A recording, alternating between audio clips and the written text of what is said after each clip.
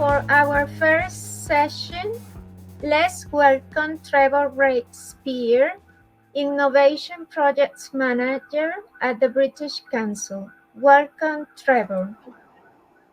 Thank you very much for your welcome, and it's wonderful to be here. I apologize if anything is unclear tonight. I will blame the time difference. It's 11 p.m. here in China, where I'm speaking from today. But I'm very happy to have the opportunity to share with you some feedback and research that we've been doing over the past year. And I wanted to start by talking about what the purpose of the research was. And I think the first thing to say is that our role really in East, and actually one of the bigger roles in the British Council, is to engage with technology, maybe not to fear it, but to work and explain why this technology is useful, and to also identify any issues or problems with the technology, and to actively engage with it. One of the issues is that, that I believe, is that often tech vendors, they understand the technology, but they don't necessarily fully understand the principles that we want to express within assessment products.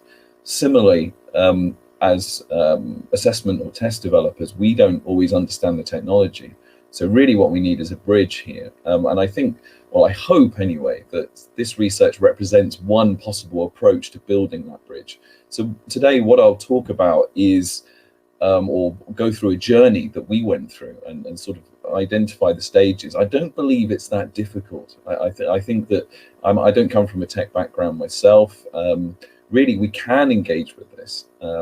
And hopefully within that engagement, we can actually suggest positive solutions. So that's the purpose really of today's presentation.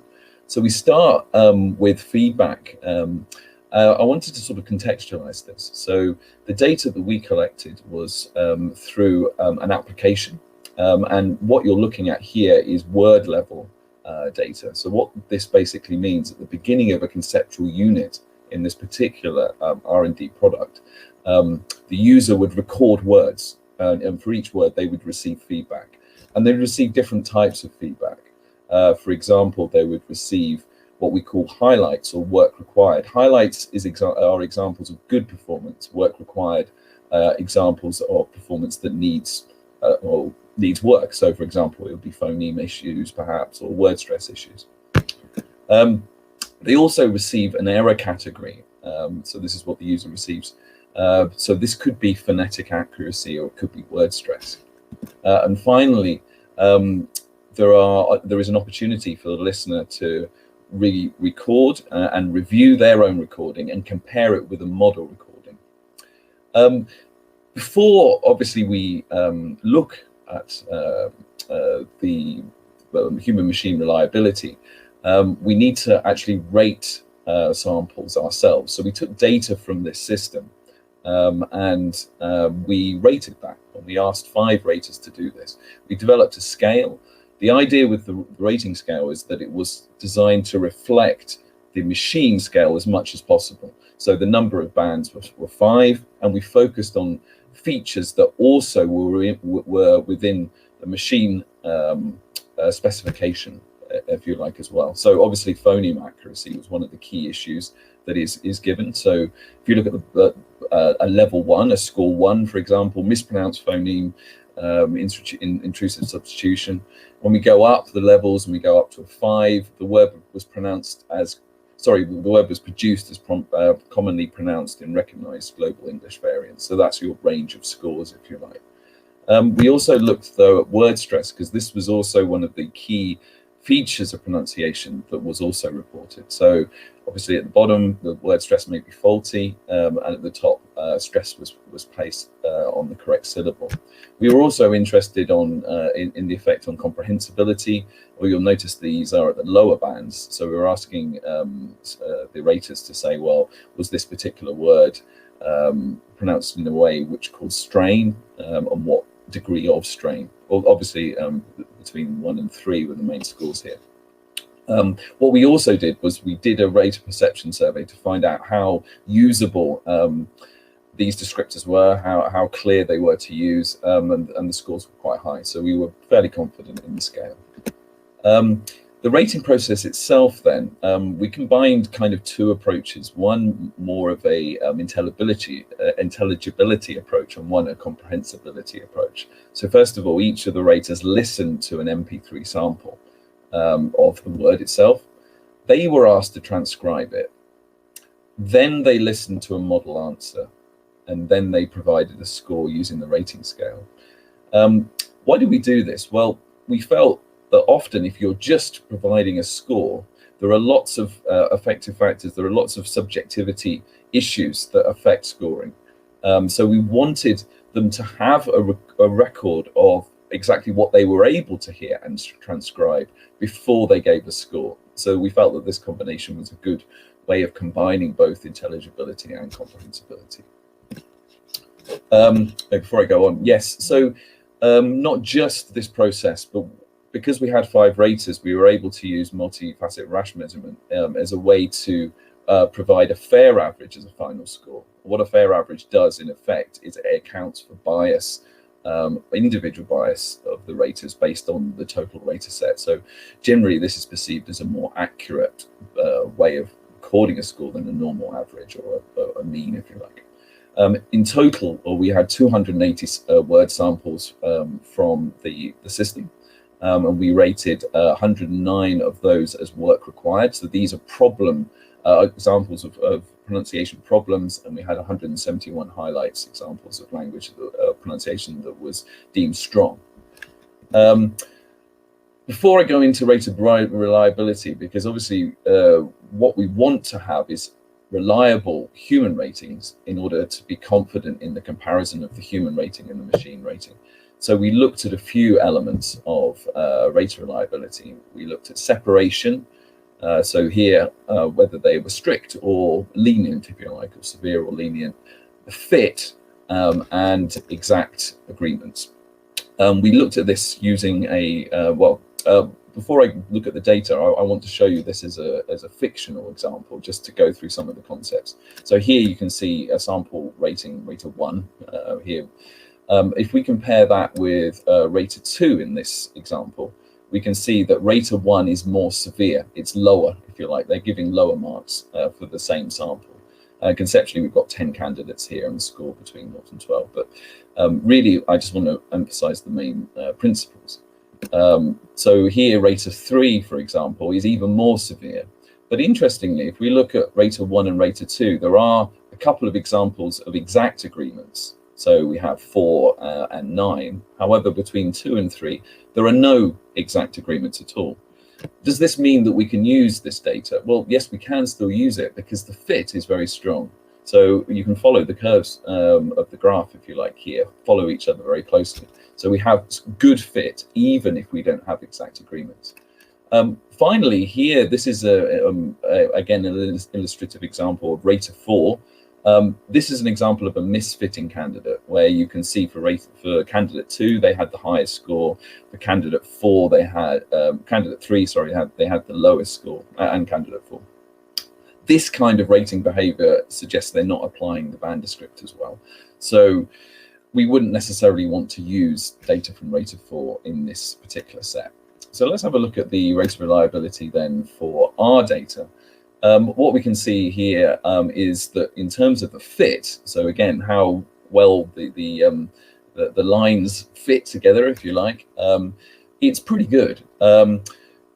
Really what we say in the literature is that the in-fit statistics should be between 0.5 and 1.5. And here we can see the numbers are all within that range. What that means is that that fit that we just discussed is pretty good.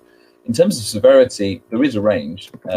So for example, rater 1, 3.27 is the average score they gave, the fair average score. For rater 2, 4.15. So we do see a range, which we would also expect. In terms of the exact agreement then, we're looking at 33.3 agreement actually observed. And if we look at that in terms of the highest inter-rater reliability between raters and lowest, we see we're between sort of 80 and 90% within one band, which is not perfect, absolutely not, but certainly acceptable for the sort of study we were doing. Okay, so we've looked at the rater reliability. Now we want to compare what the human rated and what the machine rated. So let's have a look at this. I think the first thing to say is if we look at the fair average and the machine score, we are looking at here again around 80% or so agreement between the human and the machine. So it's fair. The agreement seems to be fairly okay, actually. However, when we break this down, we see some things that concern us. Let's look at the highlights. And again, so this is comparing the positive examples of pronunciation. Here we see that the fair average versus machine score is around 90%. So this is really quite strong. However, when we go down to the work required, it is below 80%. So what that shows us is that the human-machine reliability for examples of pronunciation where the machine identified weaknesses is lower. And I'll explain why that's a problem in a minute. So really, when we look at these problematic examples of pronunciation, we need to introduce two kind of important concepts. The first is a false positive and the second a false negative. If we look at this in a different context, when we say a false positive, basically we're saying a statement, a positive statement, which is untrue. So if you tell a guy that he's pregnant, that's a positive statement. You are pregnant, however, it's untrue. Equally, if you tell a lady who is pregnant that they're not, that again is false, but this time it's a negative false. Now, in terms of assessment, one of the questions we ask is, if we have these false positives and false negatives, which are the ones that concern us most? Well, generally, if we look at this example, we can say, if you say to a lady that she's pregnant when she isn't, that could be quite dangerous because she may behave in a way that threatens her unborn child. In terms of assessment, it's also, I would argue, more dangerous, because if you have, for example, a candidate who is told they have a problem with their pronunciation when they don't, they may try and change that pronunciation. They may actually change what is acceptable pronunciation and actually result in a pronunciation which is less accurate and more problematic. So that is something we certainly don't want to see. And so false negatives are very important for us when we're looking at the data. So how did we find the data then? As I said before, we were comparing human ratings and machine ratings across lots of different words that came from the machine. And what we did to start with, we looked at those words that were the most problematic. So where the correlations were negative. So the biggest differences, if you like, between the machine score and the human score. And we collected those words and then we fed those words back to the text supplier saying, we think that these are the words that you need to look at first. It's problematic. Then we actually investigated some of these words in more detail. We looked at what type of performance it was. We looked at the score from the human raters, the machine score, what type of error was identified, and whether it was a false negative or false positive. And then we asked the human raters to go back again and to describe the performance. So if we look at one example, this is visit here. So the machine score was 3.19 and the fair average from the rater was 4.55. This is a false negative. So in this example, a candidate would be given a score that's lower than their true performance, which is obviously a concern. Here, we wanted to know why. So we asked a second expert to look at the sample. What it seemed to be was that in this case, it was actually someone speaking with a UK RP accent. It could have even been a native speaker. We think it probably was. So in this case, for some reason, a UK RP accent was potentially causing a lower machine score than the human average. Here's another example. This word character here, again, it's another work required, but this time the rater, the human raters gave a score of 3.4, whereas the machine was 4.96. So here, the machine is giving a very high score, and we're not quite sure why. But if we sort of dive into this, we can see that there's an error filter here, stress. Yet even so, the score is very high from the machine. So the question is why? When we look at the comments, here the review showed that the second syllable is incorrectly stressed. So maybe it was character, perhaps, or character that was causing the problem. Here, what appears to be the problem is that the stress issue was not reflected in the machine score. So you've got two, in effect, you've got two models. You've got the overall score, and you've got the error filter, but they're not being combined. And this is causing a problem. We obviously, these are just two samples, so we wanted to see if this was a common problem. And when we looked through, we saw that actually it was. So, for example, we have words such as visit, page turner, and fiction, all of which were false negatives, all of which had UKRP. So we were seeing a trend here. And similarly, character, page turner, character, easygoing, and another example of character, again, was an issue of a false positive, where the machine was giving a score that was far too high and stress was not being incorporated. So what were recommendations then? First of all, we, as the test developers, were interested to share, as I mentioned before, the outliers. And we were saying, well, look at these words, look at the words literature, talented, producers, look through your dictionaries, look at the training data, see if there are any problems, because we think that there might be some issues. The second thing we asked them to do was check a standard UK variant, so received pronunciation, to see whether it was incorporated within the dictionaries, within the acoustic modeling. And finally, we asked them to incorporate the error filter, so the phoneme or word stress problem, into the overall scoring model to stop the problem of the false positives that we were seeing. So what did the tech partner do? Well, the first thing they did is they went through the list, and they found out that there was a problem, for example, in the word literature. It was actually a dictionary error. So they went through the dictionary entries and recorrected those. The second thing that we asked them to do, again, was linked to the UK variant. And again, this was a dictionary issue. So they were able to combine the UK variant with their existing variants. And this was a very interesting finding for us, because it shows that we can represent more than one, in inverted commas, standard accent. And what we wanted to obviously do is to be much more inclusive. And the more accents that you can incorporate in the model, then the more fair and the more equitable it is for different users. So this was a very positive thing. And finally, they did also combine the error detection filter into the overall scoring mechanism. So in this case, a penalty score was deducted from the overall score for each phoneme or stress error made. Okay. So obviously we've come this far, but there are still things that we need to look at. First of all, we were only looking at word level items, and we only had a sample of 15 or so vocabulary items over 280 samples. So we need to do a lot more than that. Secondly, the tech supplier has provided a penalty mechanism for us, but we weren't at that time able to see whether or not that penalty mechanism was working. So obviously, we need to look at the penalty mechanism to see whether that's reflective of what a human would do. So that's obviously extra work. And also, we're only looking at the moment, segmental features, so word elements of pronunciation.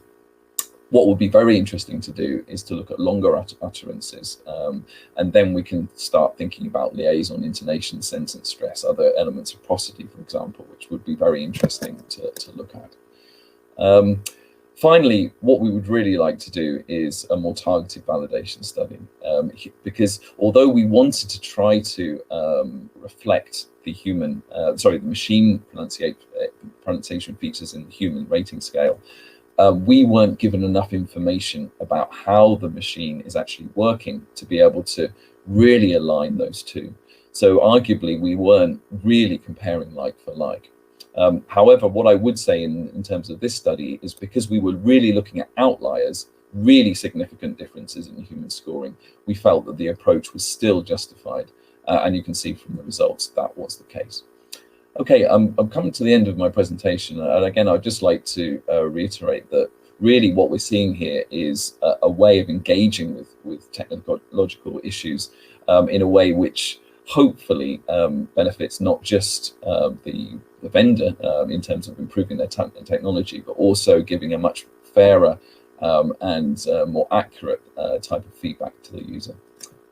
Thank you very much. Thank you very much, Trevor, for such interesting presentation.